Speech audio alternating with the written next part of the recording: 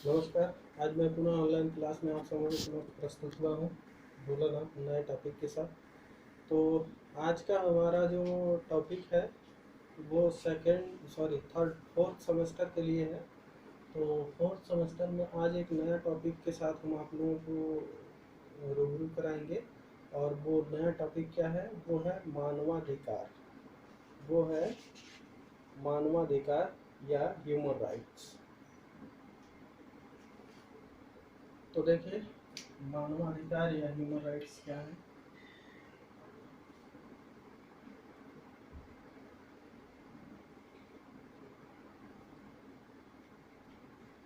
Human rights या इसे कहते हैं मानवाधिकार।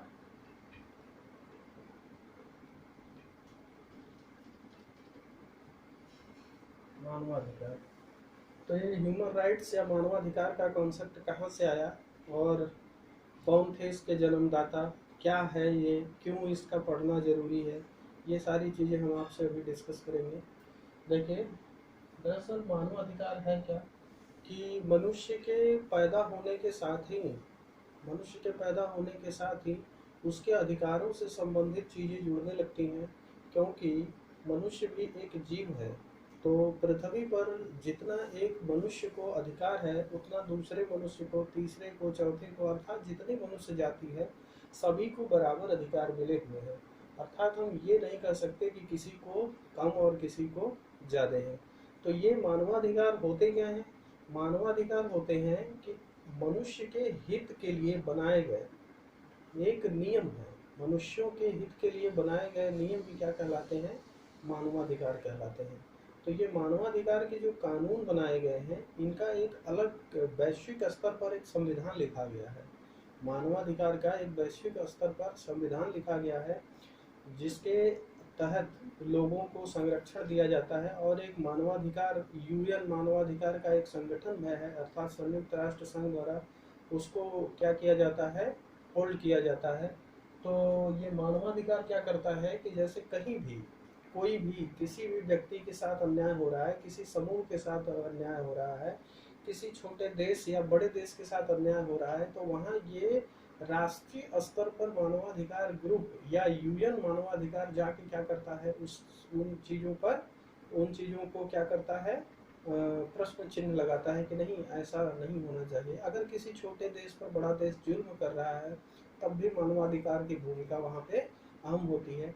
उसी तरह जैसे कि अगर किसी गरीब व्यक्ति को अमीर व्यक्ति सता रहा हो तो क्या किया जाता है?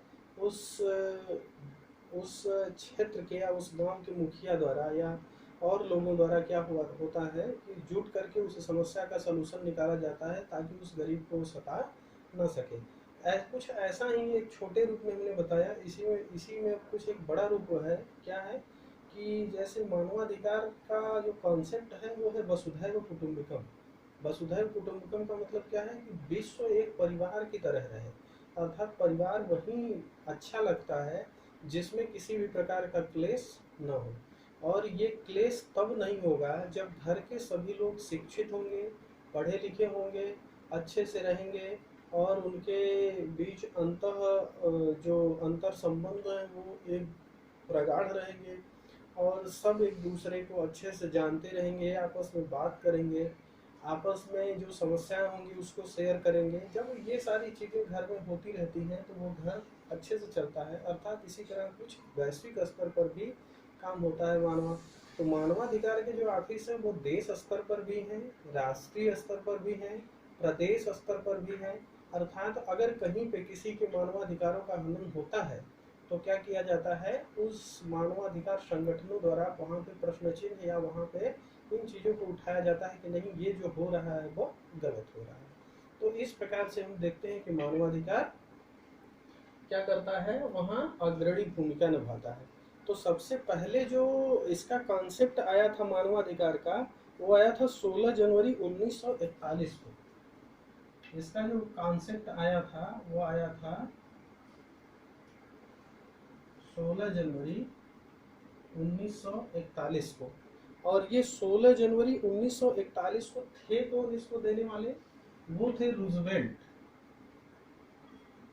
ये थे रूजवेल्ट, ये थे कौन? ये रूजवेल्ट थे अमेरिकी राष्ट्रपति,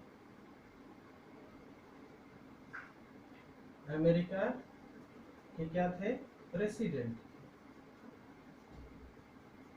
तो ये अमेरिकी प्रेसिडेंट रूजवेल्ट थे जिन्होंने सर्वप्रथम 16 जनवरी 1941 को ह्यूमन राइट्स की कल्पना प्रस्तुत की और उन्होंने बताया कि पूरे विश्व को संगठित करने के लिए या पूरे विश्व को एक मानव बनाए रखने के लिए या पूरे विश्व को उनके हितों के संरक्षण के लिए कोई एक ऐसी संस्था, ऑर्गेनाइजेशन होनी चाहिए जो कि अगर उन जब उनके हितों का अगर संरक्षण ना हो सके, हनन होता है, तो उस कंडीशन में ये संस्था काम कर सके।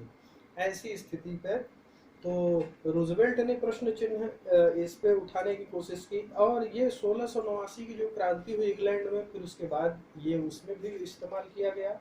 फिर सन 1776 में उत्तरी अमेरिका में भी स्वतंत्रता संग्राम हुआ तो वहाँ भी ये प्रश्न मानवाधिकार का उठा।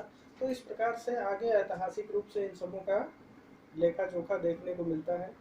अब हम आपको दिखाते हैं कि इसकी प्रकृति, ह्यूमन राइट्स की प्रकृति क्या है। ह्यूमन राइट्स की प्रकृति में देखते हैं इसके ह्यूमन राइट्स की जो प्रकृति है वो या उसका स्वरूप है वो मूलतः 4 प्रकार का होता है। और वो कैसा है देख लीजिए, इसका जो स्वरूप है वो मूलतः 4 प्रकार का है। मानवाधिकार का स्वरूप 4 प्रकार का है। पहला है मानव अधिकार विस्तृत तथा व्यापक। पहला है मानव अधिकार विस्तृत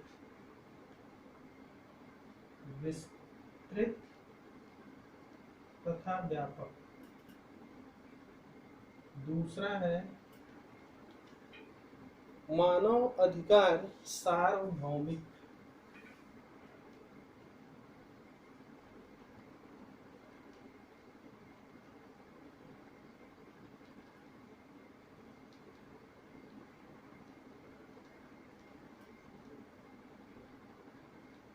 और तीसरा है मानव अधिकार न्यायोचित है।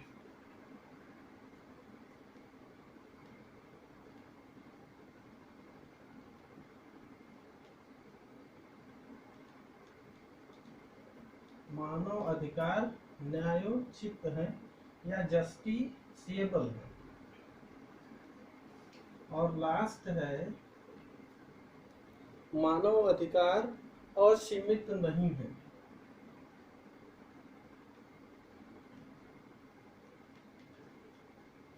मानव अधिकार असीमित नहीं है, अर्थात ये इनकी भी एक सीमा है।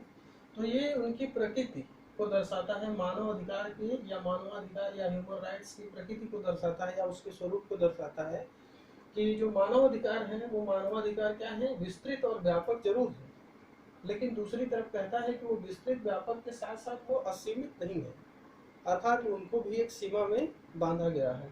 और मानवाधिकार सार्वभौमिक है, अर्थात ये पूरे विश्व में व्याप्त होता है। जो भी हमने बताया ना कि जो भी देश कमजोर हैं, अगर उन पे बड़े देश क्या करते हैं? जुल्म करते हैं या उन पे अपना अधिकार जमाने की कोशिश करते हैं, तो वहाँ पे मानवाधिकार की भूमिका अहम हो जाती है। अर्थात मानवाधिकार वहाँ पे जाके इसको हस्तक्षेप कर सकता है कि ऐसा आप क्यों कर रहे हैं। और मानवाधिकार क्या है? मानव अधिकार न्यायोचित है, अर्थात यह एक ऐसा अधिकार है जिसे कहीं भी किसी भी देश के कोर्ट में या हाई कोर्ट या सुप्रीम कोर्ट में क्या किया जा सकता है? इसे पेश किया जा सकता है। अर्थात इसमें क्या है? न्याय की 100% व्यवस्था है। अर्थात कहीं भी बिना न्याय के आपको ह्यूमन राइट्स को नहीं दिया गया है। अर्थात यदि आपके मानवाधिकारों का हनन हो रहा है तो आप इसमें क्या कर सकते हैं? न्यायालय की शरण ले सकते हैं और न्यायालय उस पर उचित निर्णय दे सकता है। अब देख लीजिए मानवाधिकार जो ये तो कुछ इसके स्वरूप के तहत रहे। अब मानवाधिकार के तहत कुछ अनुच्छेद दिए गए। मानवाधिकार जो है उसमें कुछ अनुच्छेद दिए गए हैं। ये संयुक्त राष्ट्र मानवाधिकार सार्वभौमिक घोषणा पत्र में जो घोषणा पत्र है, उस घोषणा पत्र में मानवाधिकार का जो घोषणा पत्र अमेरिका द्वारा प्रस्तुत किया गया या संयुक्त राष्ट्र द्वारा घोषणा पत्र जो दिया गया है, उसमें कुछ अनुच्छेद दिए गए हैं। और वो अनुच्छेद क्या कहते हैं, देखिए वो अनुच्छेद ये बताते हैं कि मानवाधिकारों का संरक्षण किस हद तक किया जा सकता है, या मानवों के अगर अधिकारों का हनन हो रहा है तो कहाँ तक और किसके किन अनुच्छेदों के तहत किया जा सकता है। तो ये है मानवाधिकार। और मानवाधिकार में हम आपसे अभी जैसे आपसे हम डिस्कस करें कि विधि के समक्ष समानता का अधिकार।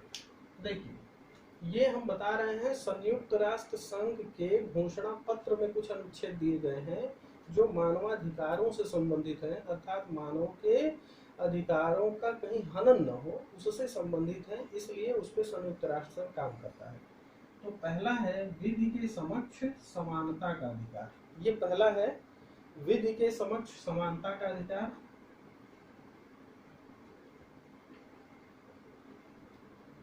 विधि के समक्ष समानता का अधिकार ये है वो यूएन अर्थात संयुक्त राष्ट्र घोषणा पत्र में के अनुच्छेद 7 में दिया गया है। वहां आर्टिकल 7 में ये बात कही गई है। उसी तरह दूसरा है भेदभाव का प्रतिरोध।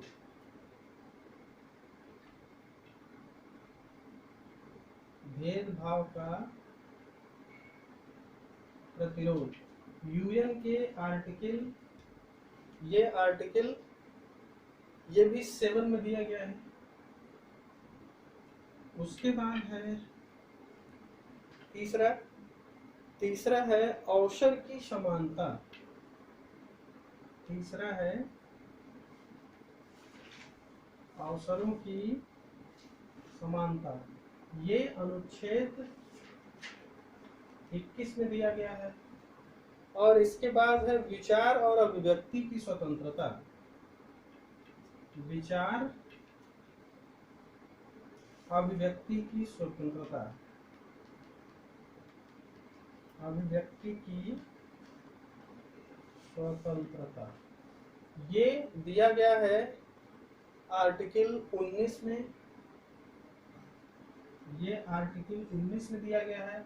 ये कुछ यहाँ पे आर्टिकल आपके अपने संविधान में भी कॉमन हो सकते हैं, तो वो मत समझिएगा, क्योंकि भारतीय संविधान में भी अपने यहाँ भी क्या किए गए हैं, कुछ अधिकार दिए गए हैं, तो उनके भी अनुच्छेद कुछ कॉमन हो सकते हैं। और इसमें 5वां है शांतिपूर्ण सभा स्वतंत्रता का अधिकार। शांतिपूर्ण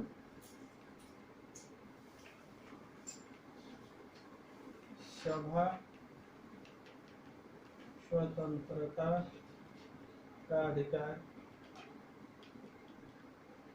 ये दिया गया है अनुच्छेद 20 में।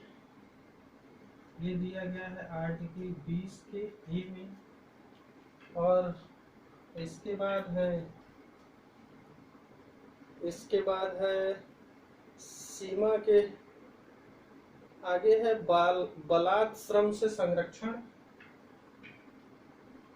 आगे है बलात्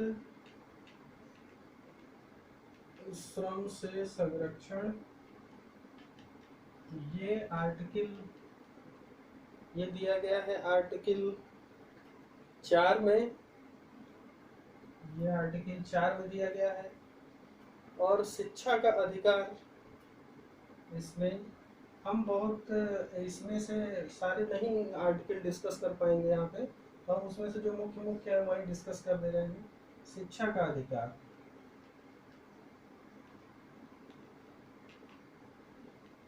शिक्षा का अधिकार ये दिया गया है आर्टिकल, शिक्षा का अधिकार आर्टिकल 26 में दिया गया है। और यहाँ पे और भी हैं।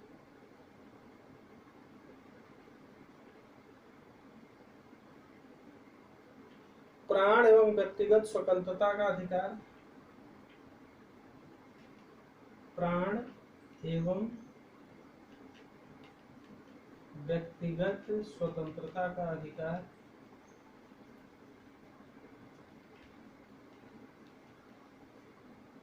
प्राण एवं व्यक्तिगत स्वतंत्रता का अधिकार जो है वो दिया गया है अनुच्छेद 3 में, आर्टिकल 3 में।